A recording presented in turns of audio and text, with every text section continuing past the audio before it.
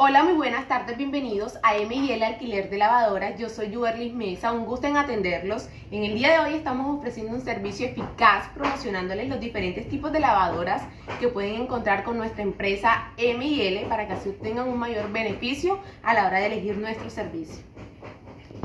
En M&L ofrecemos más horas por un menor precio para su mayor comodidad y contamos con las mejores lavadoras para así brindar un mejor cuidado y limpieza a todas sus prendas. En el día de hoy nos acompaña una lavadora que se ha destacado y ha gustado mucho por ser el mejor aliado en muchos hogares, ya que cuenta con una mayor velocidad, una mayor seguridad.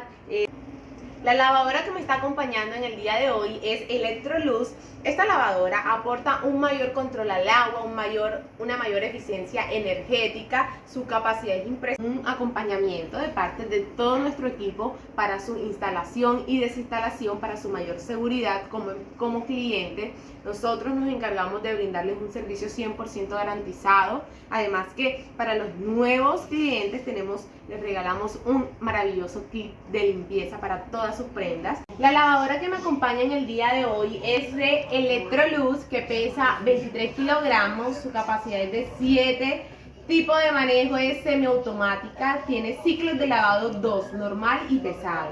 Su potencia de lavado es de 320 watts, potencia de centrifugado de 120, país de origen es de Colombia, el color que tengo esta presentación es blanco.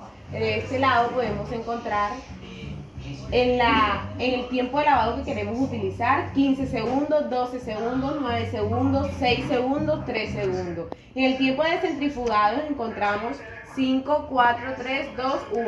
Acá podemos ver que tiene normal, fuerte y el desagüe a la manera que queramos utilizar o lavar nuestras prendas.